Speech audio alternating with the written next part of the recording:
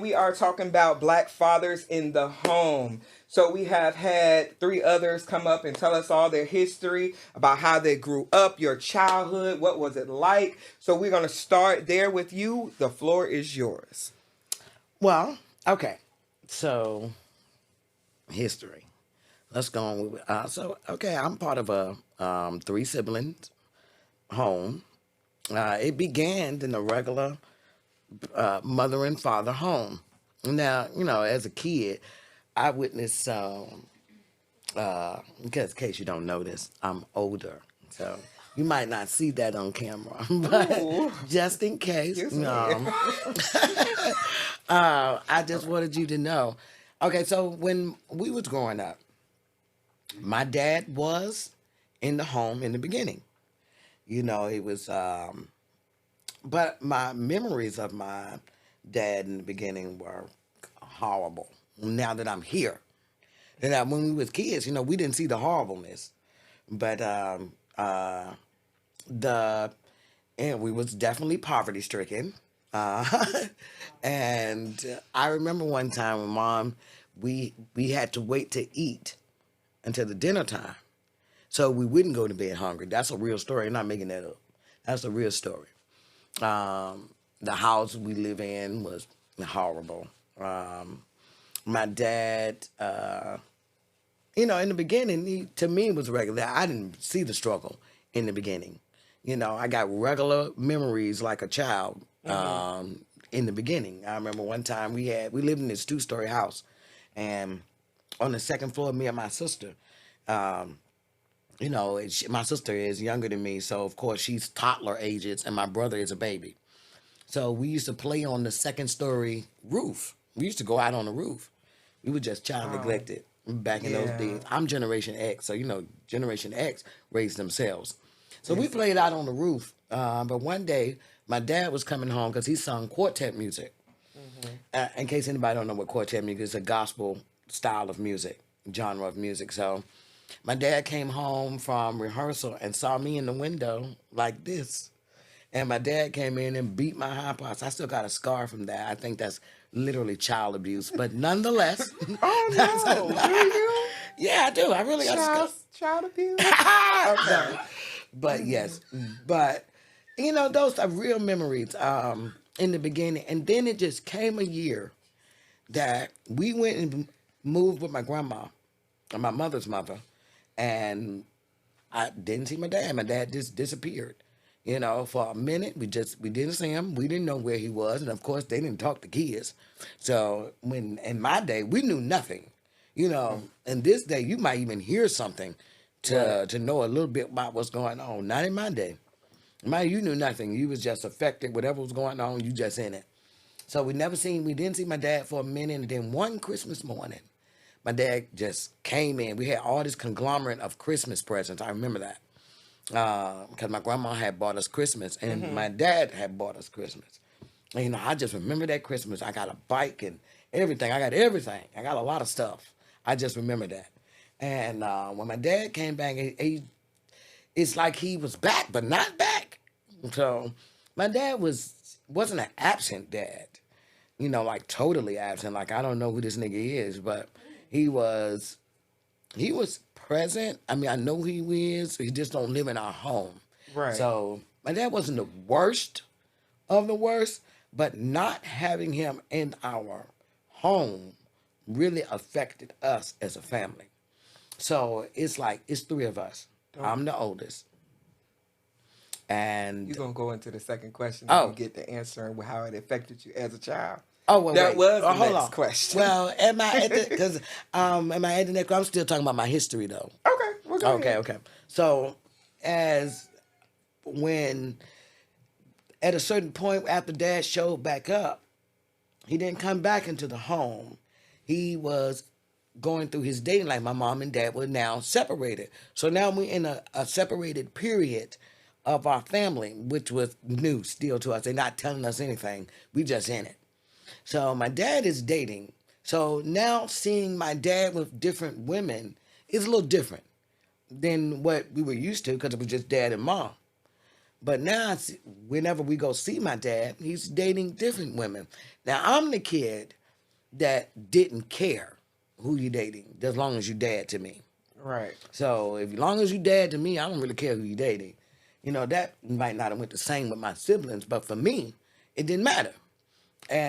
But we went to, I remember my dad stayed in a hotel. We even had a possible brother. We still don't know to this day, is this dude my Wow. brother or not? I know We was that. going to different stages with my dad because my dad was going through different stages. So he stayed behind our school one time, and we used to sneak and see him. I actually skipped school or skipped. And this kindergarten and first grade I'm talking How about. you I'm skipping kindergarten in kindergarten first grade? because my That's dad deep. stayed behind the school. I was a Yeah. daddy's girl. Yeah. So as a daddy's girl, taking a grip on, I don't know why I feel a little emotional about that, but as a daddy's girl, Oh. it was kind of, I was trying to grasp a hold on my dad not being in the home, just being separate.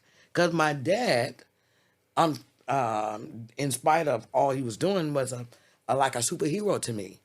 He sung quartet music, and Yeah, when you I was looked his at how fan. the people responded to Right. my dad, I love my dad. My dad was my hero. My dad and my grandma was my heroes. But anyway, as I was saying, I skipped a little kindergarten and first grade because he lived in the back of the school. He would take us to the store, buy bags of snacks that we got in trouble for in school. Well, by me, because I'm the one skipping. Sometimes I convinced my sister to come on skip with me and let's go see daddy, and What in the world? So childlike. uh, but we did that, because I wanted to see dad. But anyway, so after then, it's my dad. He went through a few couple of women, but then he met the woman that he married until she died. And when he met that woman, my interactions with dad was different because I watched him like take another family in front of my face. He took another family and he honored these kids like they were his kids. And that did something to me. I didn't really know how to handle that. And I'm the oldest. But May, he really, well, I'm sorry. For those who don't know, May is the nickname of my brother. But he really took it bad. And when I watched my brother go through most of my pains from childhood concerning my father have to do with my brother. As he was the only boy and he's the baby.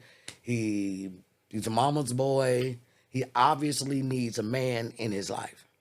So I think I'm now going into You how are. You he are. affected me But in it's my childhood. okay. My childhood. In my childhood, watching my brother, oh my God. Woo. My brother was so soft. He was just soft. He And was you way just too beat soft. him up even more. Right.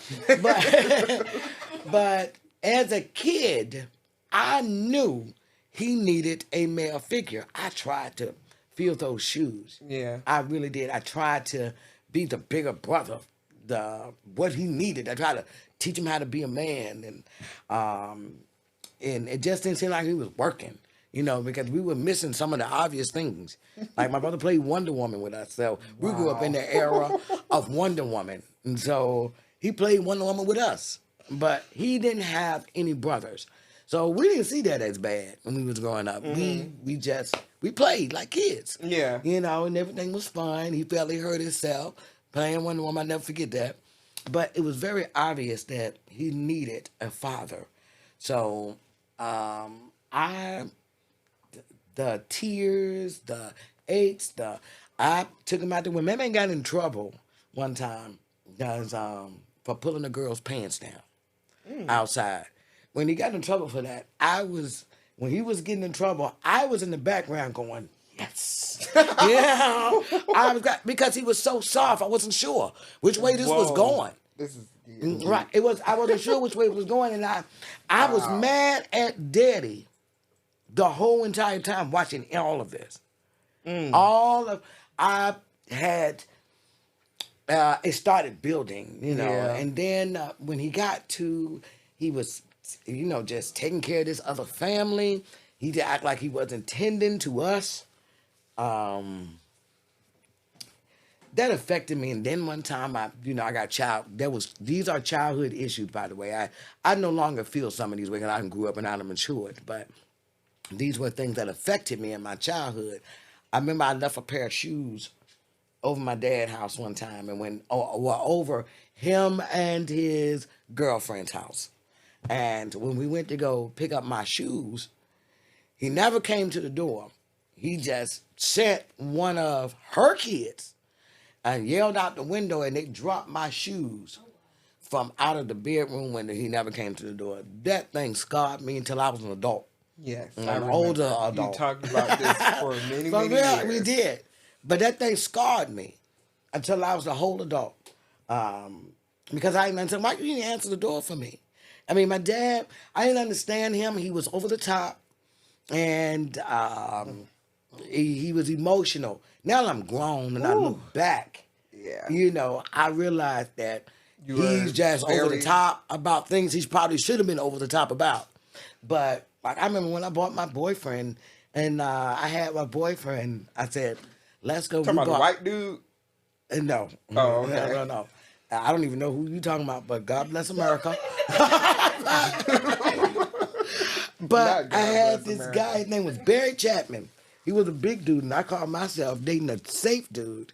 It's going to be a safe one. Dad going to like him because he doesn't look like a drug dealer. He doesn't look like a bum. None of those things. In fact, his parents were kind of, well off. So I remember Christmas, we went Christmas shopping. I bought all these Christmas presents. And then when I showed up on Christmas, giving my dad came to this door and went straight. He didn't look at the Christmas gifts. He didn't take two looks at these Christmas gifts. He went straight out the door to this boy. And he cussed him out in 50 different languages. Wow. And that boy went running scared. And I'll never get back. That's typical in a dad. And now that I'm grown, okay, yeah, that's what you're supposed to do, I guess, to a certain extent. But he was my age. I didn't understand that. But life goes on. So now that we have the picture of your history, we have how it affected you as a child, and it seems like you took on the father role for your siblings, and that also caused you to feel a certain kind of way, which is understandable. Now, though, as you got a little older and now you begin to now look into men, and you're beginning to date, how did the fact that your father did all of these things, and you're looking at it, so we're not talking about how you look at it now. We talk about how you looked at it before. Looking at it the way you did before, did it cause your dating life to be whatever it was? Oof. Well, I really do want to go into therapy with this, but I'm going to let you go ahead and answer. My dating life, it still have to take me back to my childhood a little bit, because the absence of my father left me vulnerable to a lot of things that went on in my childhood, like molestation, rape, a lot of things. In fact, my oldest daughter, I got raped in the pregnancy of her, but these are... I did not know that. Yeah. Well, you didn't tell me that. But okay, go ahead. Yeah, I did. Y'all just don't be listening. No, I do. But you didn't Okay. tell that part. So... Not during. You can't... Well, this is what happened, though. So, the absence of my father created a lot of openings for other things. Yeah. So my mom was a little green on life within itself.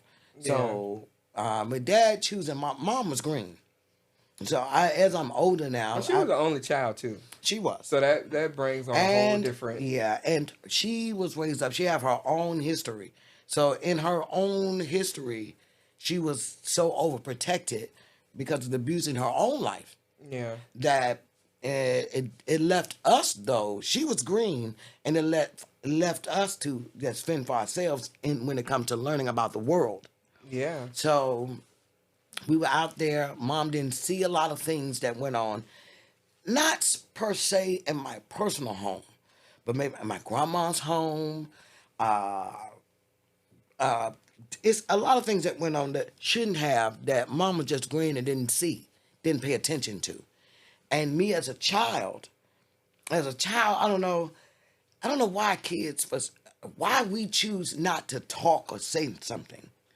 Um, and some things are simply because a man is not present. Now that I'm here and Yeah. look back, it's because a man is not present. Yeah. If a man is present, half of these things would have never happened in our life, And if in it my did, life. you would have spoke up Right. because you would have ran to tell your dad. Because it's my daddy. Yeah. And he's my superhero at the time. So a lot of things that was going on in my childhood life, by the time I am 13, I have learned to take the things that were violating me and turn them into a financial gain. Wow. So by the time I'm 13, I have turned my first trick. And I'm not a drug addict. I wasn't a drug addict, by the way, because most people, when they're telling their stories of drug addiction, stuff like that, and prostitution because they was a drug addict and all that wasn't my story. My story wasn't that. I just had way too much freedom. That's number one. And my mama was green. And my dad was over there yelling or whatever. He's not actually putting in no efforts to make the life better or to fix the problem that he see. Because now that I'm here, he was seeing a real problem. But he over there just yelling, not actually putting forth an effort. So therefore, it left me vulnerable. By the time I'm 13, I am turning my first trick when I'm 13 years old. And a lot of the responsibility in the home had been kind of indirectly shifted to me. As it's not that mom said, you got to go out there and you got to get the money for this bill. Mama didn't do that. But because I was always who I was, I went out there and got that dollar because I see that mom needed a dollar. I saw the need. Right. So I just got out there and done what I had to do to help meet the need because I saw what mom was going through when we were suffering. We went through, and by the time I'm getting up between 12 and 13 and 14, I'm actually seeing it for what it actually is. I'm not a kid no more in this blinded struggle. We're definitely a kid, But you were. no, I'm not a little I kid. understand what Yeah. you mean. Right, but I'm not a little kid. Looking in the little kid fairy tale mode, I'm not that no more. Right. I see the actual struggle for what it is. So mom didn't never have to ask me. She never asked me to do anything. I just went out there. I went out there and done what I needed to do because I had two siblings and I'm the oldest child. The need of my brother was kind of made everything real big. Everything else was real big because Man was big. He was big in my eyes at the time because, but anyway, so I learned to do different things for money. I changed the things that the men were taking advantage and touching on me and molesting me and this, that, and the third. I took that and I learned how to turn it into financial gain. So by the time I'm 13, I turned my first trick, real open trick, like you proposed to me and I accepted. This is how, and I skipped school to do that. I never forget that. And on the first time, it was just, that's another podcast, but I'll tell the details of how that actually went. But my point is, by this time, I've learned to do different things for money. I'm doing a lot of things, not just that, but by the time it came to the men were just so much easier. Because before I was cutting grass, lifting groceries, I was doing whatever I found to do to make money, to fill in the gap, because my mom's need was obvious. Right. So, by the time I get to actually into men and dating, because that life included, I mean, besides molestation and all that stuff for the child, I turned it into money. By the time I'm getting out here in that real world, in that life, then you got some other stuff. You got rape. You know, I've had my coochie taken and I've been raped. Those are two different things, I promise. But by this time, I'm tough, I'm rough, I can handle it. God bless me to be able to bear it. And when it came to when I was going to get married, I had a sugar daddy by the time I was 15 years old. I had a sugar daddy. And this sugar daddy lived right next door to our church. And so when I would go to choir rehearsal at 13 and 14, I was telling my best friend I'm going to drive that car one day. Because, I mean, it's obvious. I've been in this molested lifestyle for so long. You know the men who's making the move on this children. They're not really hiding it. You know, but anyway, I said, I'm going to drive that car one day. And I told my best friend, you know, when I told because I married my sugar daddy, by the way. But when I told my husband that story of how I told my best friend I'm going to drive that car, well, you know, he laughed and chuckled with his chest out. Like, you knew. Yeah, I'm so serious. He did. He laughed with his chest out. Like, but that's a whole nother podcast. Okay. But yeah, and by the time I'm getting to dating, you know, besides my own story, I had my friends and they had so many stories. I was determined I wasn't going to have one of those stories. So I needed somebody who can take care of me off the jump. We're not going through the struggle of baby daddy issues, none of that. I ain't doing child support, none of that. I don't want none of that. So I married my sugar daddy. It was a whole entrapment case in that when it came to that, and he was 40 years older than me. Yep. Old grandfather. Yeah. Not even daddy. Granddaddy. So when my first daughter, Possible great granddad. Well, go ahead. but with my first daughter, I had got raped, and I thought I was pregnant by the raper. This is a real story. Oh, the Junie guy. No. Oh. No. That's an actual real boyfriend that wasn't even none of that. My bad. But I had thought I was pregnant by the raper. And I know that this old pervert over here is trying to holler at me. He's been trying to screw me since I was 13. So I said, because I had interactions with this old man before, I just never had any sexual interactions. I used to just, we used to call him, sorry. He's not living now, so you don't see it, but if you're in, I don't know where you're at, because if you're in hell, you definitely ain't listening. But, because you're so busy burning. Mom, oh my God. But what I'm saying is I just want to say, I said, we called them sapsuckers back then. Me and my friend. Wow. Because I had older friends. So this was, and we used to call them sapsuckers. So, but anyway, he was a sapsucker at the time, and we used him to buy our alcohol, our food. You know how kids do. No. We young. Oh well, sorry. not right. I didn't raise you that way. Thank you, Jesus. But we had him. He just was paying for stuff. So I used to use him to pay for stuff, but I never had any other interactions out with him because I knew he was just an old pervert. But anyway, when I thought I was pregnant by the rapist, I went and slept with the old pervert so I could blame him for pregnancy so he could pay for my abortion. Yeah, y'all hearing all the trifling wretchedness? That is real. But this is what happened, though. It's real. And this is all because I feel like if my father was present, one had none of these interactions. No. So after doing that, anyway, I went and slept with the old man.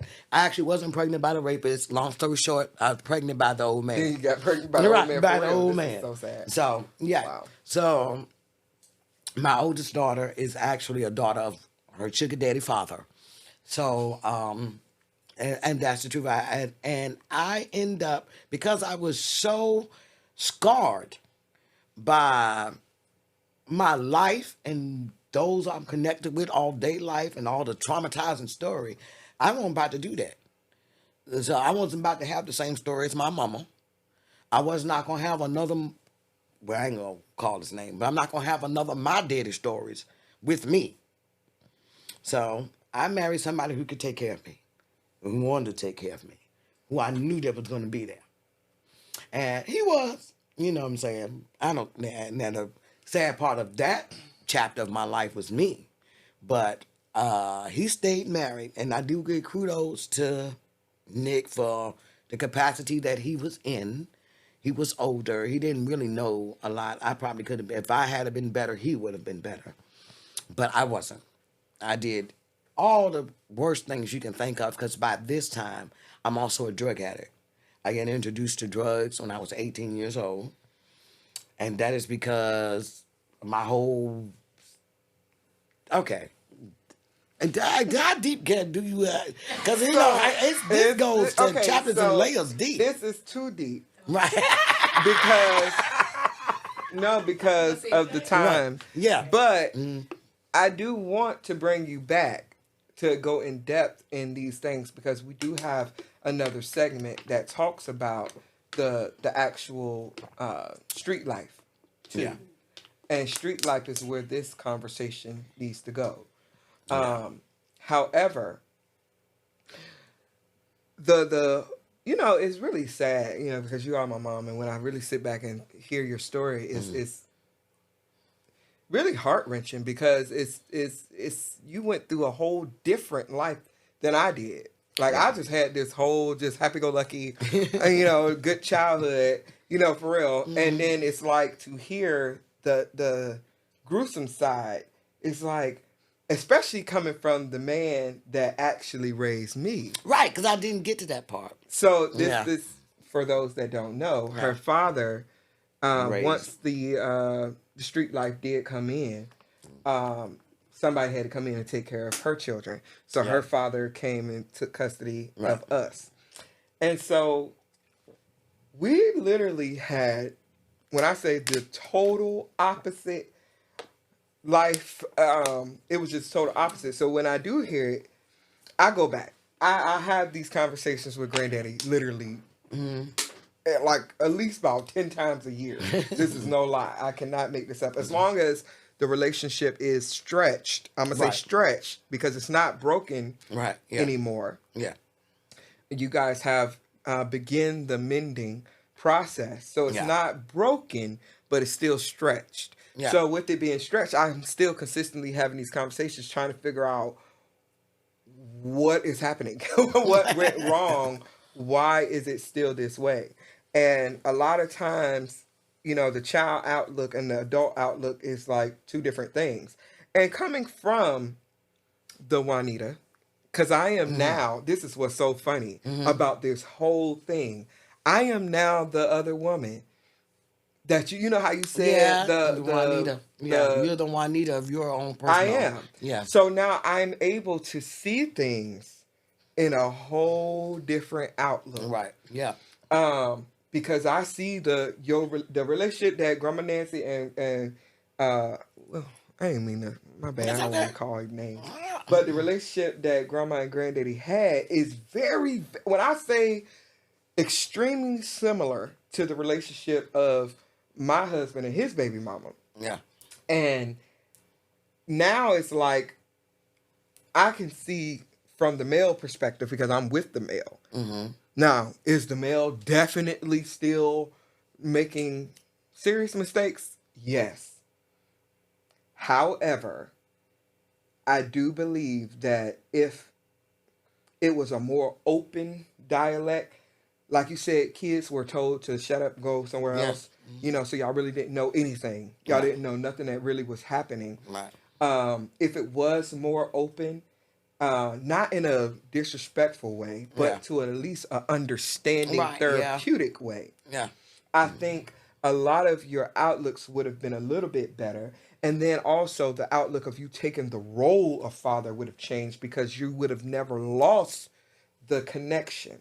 What I Yeah. mean is, you would have been able to say, Daddy, we need da da da da da da da da da very easily because your connection wouldn't have been severed. Right. But Yeah. it was severed because you don't understand. Yeah. Nobody is telling me anything. Yeah. So I am left with you just Only left what I us. see. You just sat here and left us. We And got just this out here. whole other And now it family. appears that y'all are on the up and up. When I say this story is almost identical to my current story, it is beyond me. I'm so serious. We have a whole child sitting in a bad place at this Yeah. present moment Yeah. because of these very situations. Yeah. And because it looks and appears that, oh, your daddy just went down there and he living his best life now. He done got that girl. He done got that girl. You know, but for real. Yeah. But it's literally like that. Yeah. And it's not Right. on his aspect, it's not that. It's just that the relationship I had with you did not bring this outcome. Right. And I'm sorry that it didn't. Yeah. You know, it just is what it is. We did not make it. It did not bring that outcome. But I did find my other person over here that it did bring this outcome. Now you saying that, you know I don't see it like that. I know you don't because you are the child. Right. You and know, as the child, and you know what's can't funny? tell me Hold that. on. Yeah.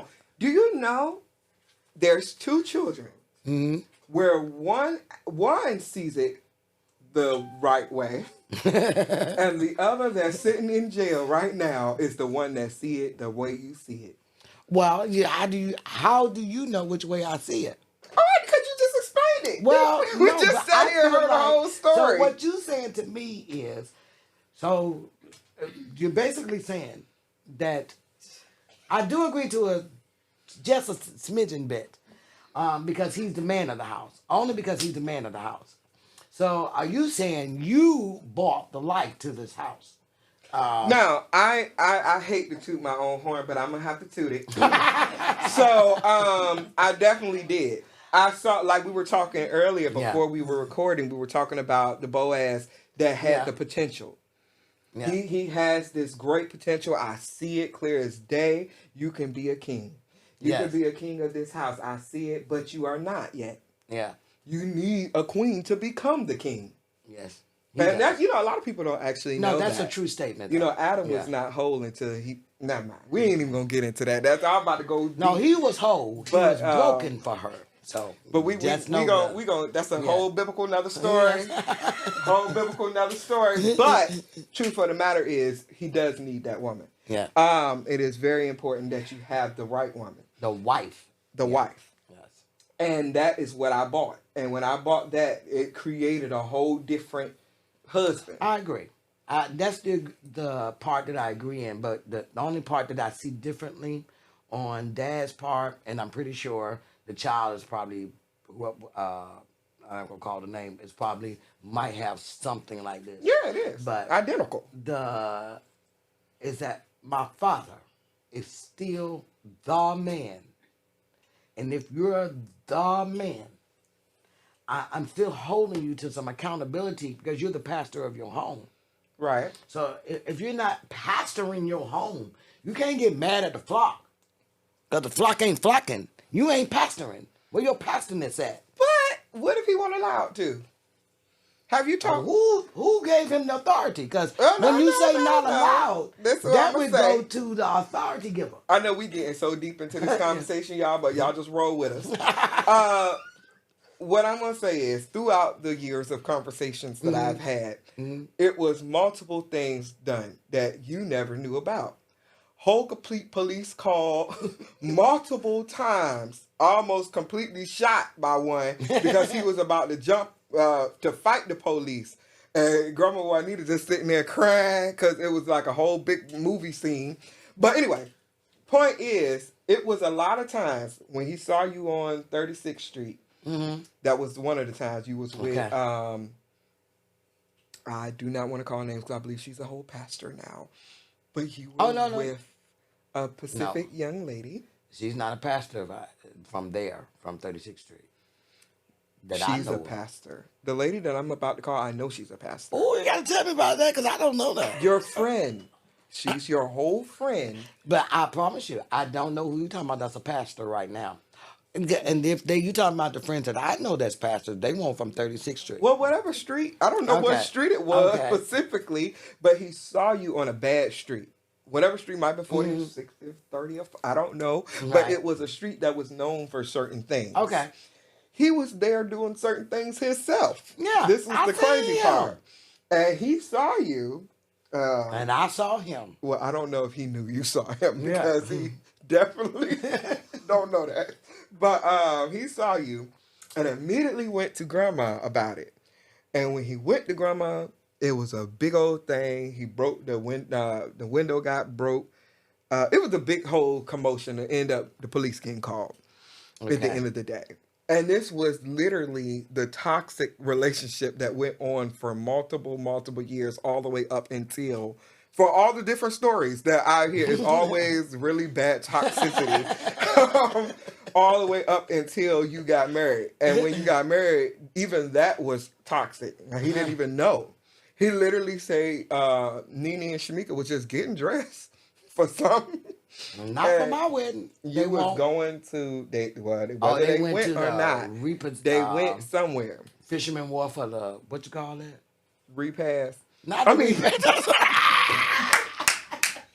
reception. No, that's what it was. No, Repass. reception. That's more like it, though. Yeah. Then this is wouldn't nobody tell him what was happening, and he kept on trying to figure out what was going on, and then later on found out that you just completely got married. Really, I don't remember. Yeah, I was on drugs then, so yeah. Boy, this is just getting worse. Right, I was on drugs. But then. yeah, but the point is, I do feel like I think you guys are in the right direction. Yeah.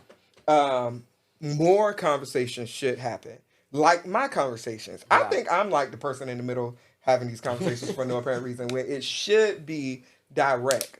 Because a lot of things, don't get me wrong, I definitely have had my argumentative moments with Granddad because he does a lot of the blame game. Yeah. But that's on both parties, to be honest with you. Yeah. When you ask either one, they both blame each other. But Yeah. truth of the matter is, I glean from both, though, to figure out a big picture. Right. I realized that somewhere in the middle. Yeah, I realized this was this and this was that, and this is what happened. Because at the end of the day, your children really suffered. Yeah. Every last child you had sat right there did not graduate. Yeah. That was number one. Thank God you did get your GED later on in life. You know, shout out everybody to GED. You know, and so I do see the change and the difference in your relationship. I really pray that one day, you know, your other two siblings try to go your Well, you know, actually, my direction, sister, her relationship with Dad is just now. which is strange to Right, everybody. because No one really before, understands it was, that, but you we know. don't want to. We don't want to. Yeah. We don't want to bring it up now because she's not here to defend herself. Right. But I do hope that it all goes better. From what we got for time purposes, we did get your history. We got what took place as a child. We got all the way what took place in how you are with your relationships. We did not get your parenting style. However, I can attest Right. as the child that she took after her father very much so. And, it was so much so that she be in denial nowadays. But the truth of the matter is, That's true. I'm not in denial as much as I his used to go be. I see offness it. that we were just talking about, all his random police getting called on moments. You know, she just took over and she's the new version. But she's the saved version. I'll say that. She's the more Christian version of him. And that's it. With that, you know, all the abuse she just sat here talking about, she got abused, she got beat, and got a scar. But because he was scared. I have That's many, because he was many scared. scars, just like Jesus, because I was beat. I want to tell my story. Somebody need to hear this. It was total abuse. Oh. But no, I thank God every day for that abuse, though, because I am a whole great woman because of it, honestly. No, I know that just sounded so mixed up. But yes, y'all get what I'm saying. Yeah. But anywho, we will bring you back because we definitely want to go into a different podcast for some of that stuff because your story, you can write a book.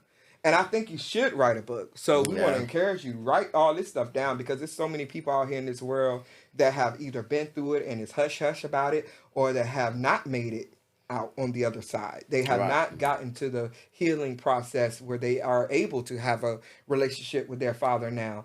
So I think you writing a book should be your next chapter in life, prayerfully, hopefully, fingers crossed. We'll try. But we thank you for coming, Yes. everybody. Thank you for having me.